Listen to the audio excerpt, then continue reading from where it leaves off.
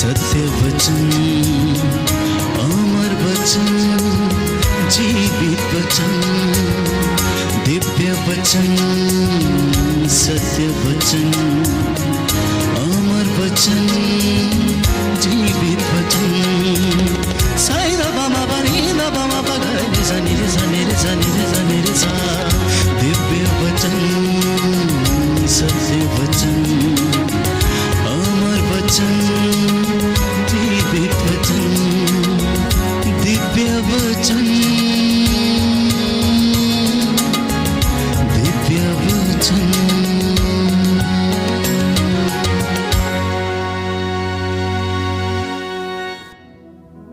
सब कुछ है यीशु की। प्रभु यीशु मसीह के नाम पर मैं आप सभी का अभिवादन करता हूं। आज के ये वचन आप लोगों के जीवन में उत्साह उत्पन्न करें, आप सभी को विश्वास से भर दें। प्यारे भाइयों और बहनों, प्रभु का वचन हमें जीवन प्रदान करता है, वो हमें एक नई स्फूर्ति भरता है। उनके वचनों में सामर्थ्य है, उनके वचनों में शक्ति है, उनके वचनों में जीवन है, उनके वचनों में अनंत जीवन का संदेश है। इसलिए पेतरुस ने कहा कि हे प्रभु, हम आपको छोड़कर कहाँ जाएं? आपके वचनों में अनंत जीवन का संदेश है। योहन के सुसमाचार में हम पढ़ते हैं, प्रभु यीशु ने कहा, जो शिक्षा मैंने तुम्हें दी है उसके द्वारा तुम शुद्ध हो गए हो। मेरे वचन आत्मा और जीवन है। बाइबल हमें बताती है, आकाश और पृथ्वी टल जाए तो टल जाए, परंतु प्रभु ने कहा कि मेरे शब्द कभी नहीं टलेंगे, मेरे वचन कभी नहीं टलेंगे। उसकी एक मात्रा और बिंदु भी पूरा हुए बिना नहीं टलेगा। इसलिए प्यारे भाइयों और बहनों, जब हम इन वचनों को सुनते हैं, जब हम इन वचनों पर मनन चिंतन करते हैं, तो ये हमें एक नया उत्साह पैदा करते हैं, हमें एक नई आध्यात्मिक शक्ति को पैदा करते हैं। कई बार जब हम इन वचनों को सुनते हैं तो शायद हमें ऐसा लगता है कि इनसे हमें कोई लाभ नहीं होता, परंतु ऐसा नहीं है। प्यारे भाइयों और बहनों, प्रभु यीशु इन वचनों के द्वारा हमारे पूरे जीवन को संचालित करते हैं और उसका पथ प्रदर्शन करते हैं। आज दुनिया में अनेक लोग दुखी हैं, कष्ट में हैं, परेशानी में हैं, चिंता में हैं। शायद उन्हें अपने आने वाली जिंदगी का भी भरोसा नहीं होगा, क्योंकि जब वह दुख से होकर गुजरते हैं तो उन्हें बहुत सारी चिंताएं सताने लगती हैं। परंतु प्रभु का वचन हमें याद दिलाता है, पेतरुस का पहला पत्र अध्याय 5 पद संख्या 10, कि ईश्वर जो संपूर्ण अनुग्रह का स्रोत है, आप लोगों को मसीह के द्वारा अपनी शाश्वत महिमा का भागी बनने के लिए बुलाता है। वह आपके थोड़े ही समय तक दुख भोगने के बाद आपको परिपूर्ण, सुस्थिर, समर्थ और सुदृढ़ बनाएगा। कितने सुंदर वचन है प्यारे भाइयों और बहनों। कभी कभी हमें लगता है कि हमारे जीवन में बहुत सारी निराशा है, हम दुख में रहते हैं, कष्ट में जीवन बिताते हैं। लेकिन जब बाइबल के इन वचनों को हम पढ़ते हैं, मनन चिंतन करते हैं और उन्हें धारण करते हैं, तो ये वचन हमें उत्साह प्रदान करते हैं। अब संत पौलुस लिखता है कि ईश्वर जो अनुग्रह का स्रोत है, जो जीवन का स्रोत है, जहां से दया का झरना फूट निकला है, जो हमारी देखभाल करता है, जो हमें चलाता है, जिसने सृष्टि को बनाया, जिसने इस सृष्टि को सजाया, वो अनुग्रह से परिपूर्ण है। उसकी मर्जी के बिना इस दुनिया में कुछ भी नहीं होता है। वो परमेश्वर आप लोगों को यीशु मसीह के द्वारा संपूर्ण आनंद, संपूर्ण सामर्थ्य, संपूर्ण शक्ति से आपको परिपूर्ण करेगा और आपको सुस्थिर और दृढ़ करेगा। ये आज का वचन है। जितने लोग आज इस वचन को ग्रहण करके उसकी आशीष को अनुभव करेंगे, आप अपने जीवन में प्रभु की कृपा को अनुभव करेंगे। तो परमेश्वर में आप लोगों को समर्थ करने का बल है, क्योंकि वो शक्ति से परिपूर्ण है, वो सर्वशक्तिमान है। उसका सामर्थ्य और प्रेम अनंत काल तक बना रहता है। उसने इस इंसान को प्यारे भाइयों और बहनों बनाया अपने प्रतिरूप में बनाया, उसे अपने प्रेम से उसने बनाया। इसलिए आज हर एक इंसान को यह कहना चाहिए कि हे परमेश्वर, मुझे अपने सामर्थ्य से भर दीजिए, मुझे अपनी कृपा से भर दीजिए, और वो आपको इन तमाम शक्तियों से परिपूर्ण करेगा, इन तमाम आध्यात्मिक गुणों से भर देगा। लेकिन कब ये गुण हमारे जीवन में आएंगे? वचन हमें कहता है कि जब हम उसकी आराधना करते हैं, जब हम सत्य के मार्ग पर चलते हैं, जब उसकी आज्ञाओं का पालन करते हैं, जब हम उसके कहे अनुसार चलते हैं, तो वो हमें आनंद, दया, प्रेम और सामर्थ्य से भरने के लिए तैयार रहता है। वो हमें निरंतर सामर्थ्य से परिपूर्ण करता है। कई बार हमें ऐसा लगता है कि दुख हमारे जीवन में क्यों आता है, कष्ट हमारे जीवन में क्यों आता है, वाई सफरिंग, क्यों मेरे ही परिवार में इतना दुख है, मेरे ही जीवन में ऐसा क्यों होता है, क्यों मुझे दुख उठाना पड़ता है। और बाइबल हमेशा दुख उठाने की बात करती है, जो आशीष मिलने के पहले हमारे जीवन में आता है। यदि हम बाइबल को ध्यान पूर्वक पढ़ें, जितने भी नबी आए सबके जीवन में कष्ट था, सबके जीवन में परेशानी थी, सबके जीवन में प्यारे भाइयों और बहनों परमेश्वर ने बल प्रदान किया जिससे उन्होंने अपने दुखों पर विजय प्राप्त की। इतना ही नहीं, प्रभु यीशु जो इस दुनिया में आए वो ईश्वर का बेटा था, उसके द्वारा भेजा गया था। ईश्वर चाहता था कि वो प्रायश्चित करे, ईश्वर चाहता था कि वो दुख भोगे और हम सभी लोगों को उद्धार दिलाए। यीशु मसीह ने भी उस दुख के रास्ते को सहना स्वीकार किया, उस पर चलना स्वीकार किया। कलवरी के उस रास्ते पर वो चले, उन्होंने अपने शरीर पर 40 कोड़े खाए, उन्होंने पापों की भारी सलीब को उठाया, परमेश्वर का आज्ञाकारी वो बना रहा। और यीशु ने कहा, जिसने मुझे देख लिया उसने पिता को देख लिया, क्योंकि उसने पिता के स्वभाव को हमारे सामने प्रकट किया।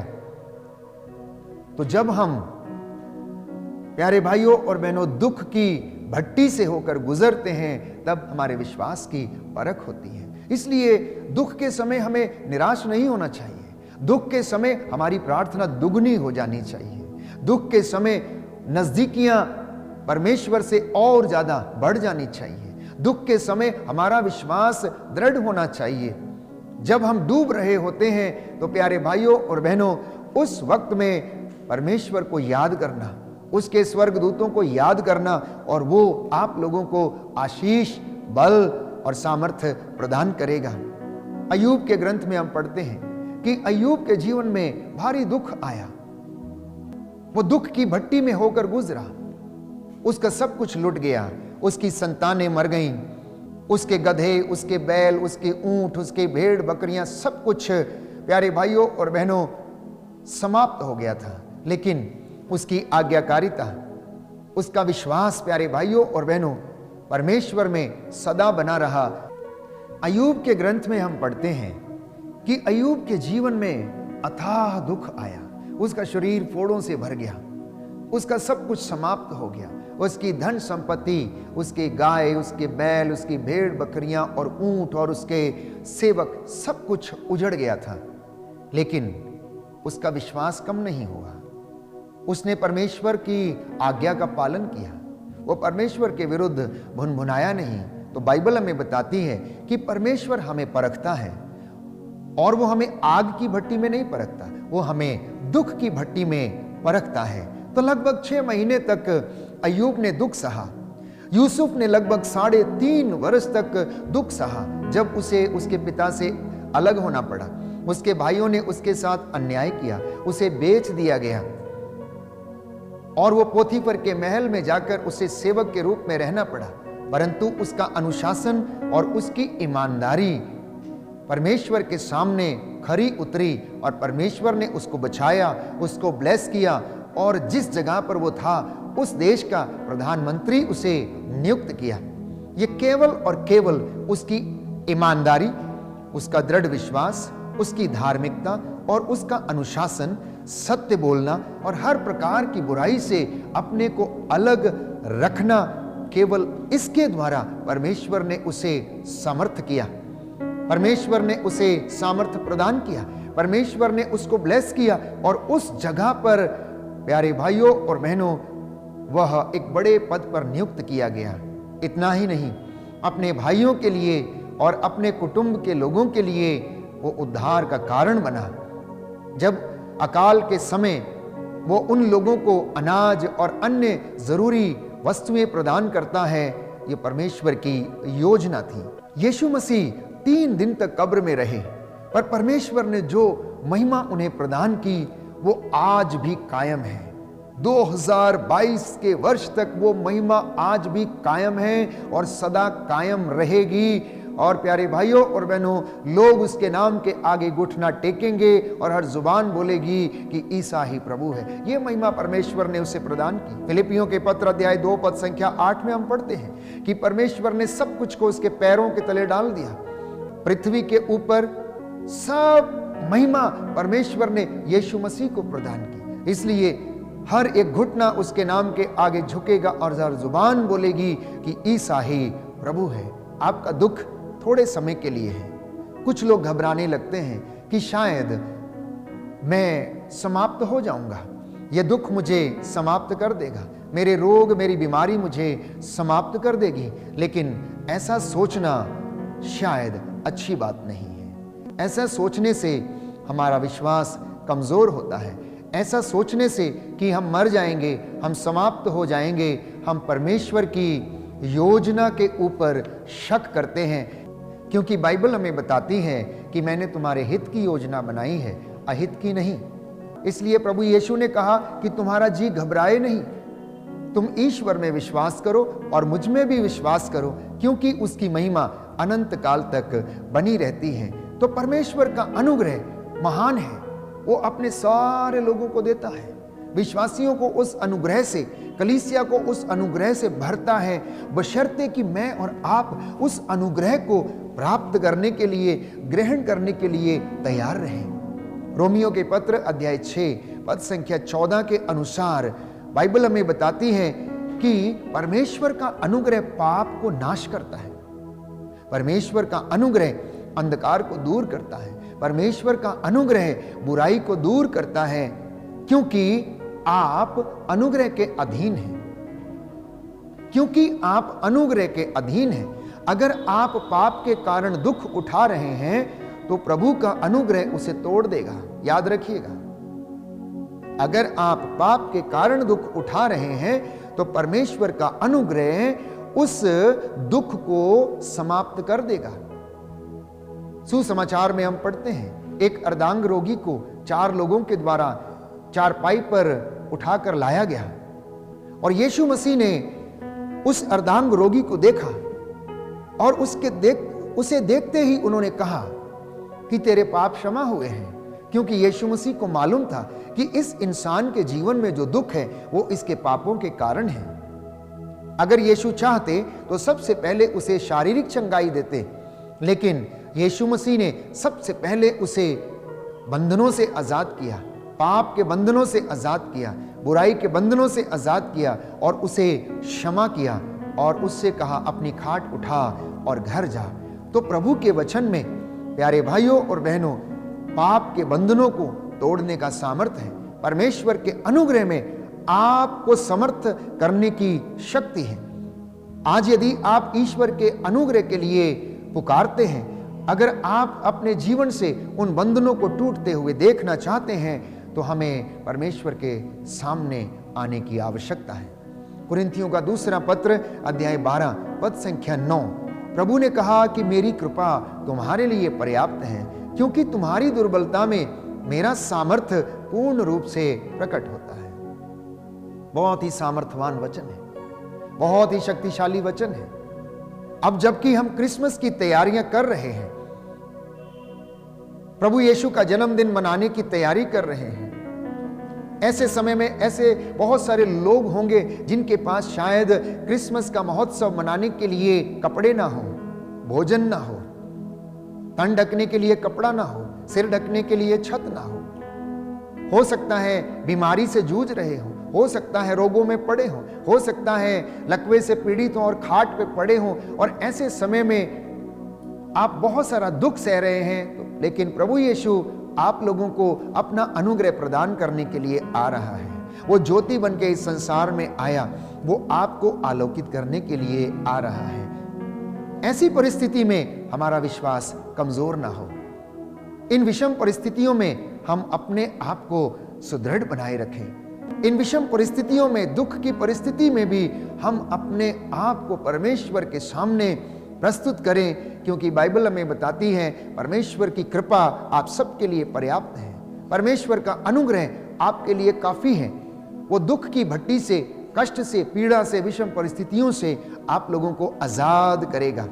जितने भी लोग इस वक्त मुझे सुन रहे हैं, प्यारे भाइयों और बहनों, समर्पित करना अपनी आर्थिक तंगियों को, अपने दुखों को, अपने कष्टों को, अपनी संतानों को, रिश्तेदारों को, अपने सहयोगियों को, अपने जितने भी लोग आपसे मिलते हैं, उन तमाम लोगों को समर्पित करना, ताकि प्रभु उन्हें भी ब्लेस करे। प्रभु से कहना कि मैं विश्वास करता हूं कि आज ऐसा ही होगा कि आप मुझे अनुग्रह से परिपूर्ण करेंगे, आप मुझे अपने सामर्थ्य से बल प्रदान करेंगे। Every tumour will go my dear brothers and sisters from your life.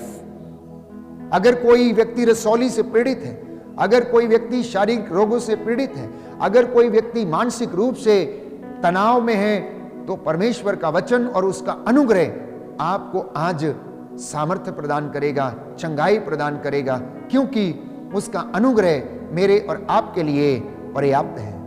कुरिन्थियों का दूसरा पत्र अध्याय 9 पद संख्या 8 बाइबल हमें बताती है कि परमेश्वर का अनुग्रह आपके जीवन में हर चीज भरपूरी में प्रदान करता है।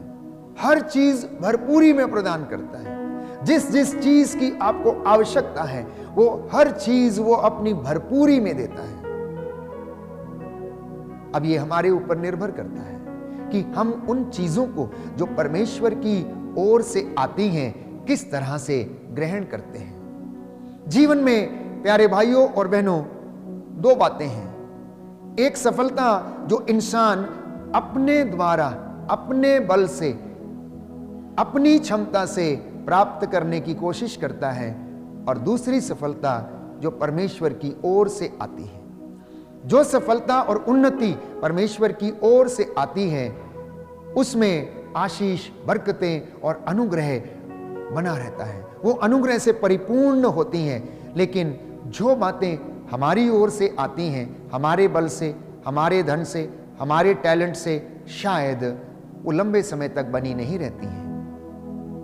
वो यूं ही आती हैं और यूं ही चली जाती हैं। लेकिन जब परमेश्वर आपको अनुग्रहित करना चाहता है, जब परमेश्वर आपको सफलता देना चाहता है, तो उसे कोई भी रोक नहीं सकता है। रोमियो के पत्र अध्याय 1 पद संख्या 1 से 5 में हम पढ़ते हैं कि आपके जीवन की जो बुलाहट है, वो है परमेश्वर का अनुग्रह जो उसे पूर्ण करता है।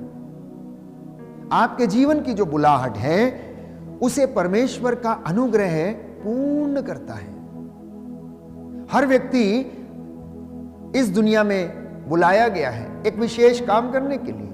माता पिता परिवार की देखभाल करने के लिए, एक धार्मिक संतति उत्पन्न करने के लिए, उनकी देखभाल करने के लिए। पुरोहित बुलाया गया है कलीसिया की सेवा के लिए। प्रचारक बुलाया गया है प्रभु का वचन का प्रचार करने के लिए। समाज सेवी बुलाए गए हैं समाज में लोगों की सेवा करने के लिए। हर एक व्यक्ति को यह बुलाहट दी गई है, और यह बुलाहट हमारे जीवन में पूरी तब होती है जब परमेश्वर का अनुग्रह हमारे जीवन में कार्य करता है। इसलिए प्रेरितों के कार्यकलाप अध्याय 6 पद संख्या 8, ईश्वर की कृपा और अनुग्रह के द्वारा चिन्ह और चमत्कार उत्पन्न होते हैं, और वो अपनी कृपा और अनुग्रह से हमारे जीवन में चिन्ह चमत्कार करता है। जब आप प्रार्थना करते हैं तो परमेश्वर के लिए चिन्ह और चमत्कार करना मुश्किल की बात नहीं है। जब हमारे जीवन में धार्मिकता है, जब हमारे जीवन में सत्य है, जब हमारे जीवन में प्रार्थना है, जब हमारे जीवन में विश्वास में दृढ़ता है, जब हमारे जीवन में पवित्रता है, तो परमेश्वर हमारे जीवन में चमत्कार करता है। यदि आप चमत्कार देखना चाहते हैं तो परमेश्वर के सामने विनम्र बने, पवित्र बने, अपने शरीर, आत्मा, हृदय और सोच विचार में पवित्रता को धारण करें, और आप चिन्ह और चमत्कार देखेंगे।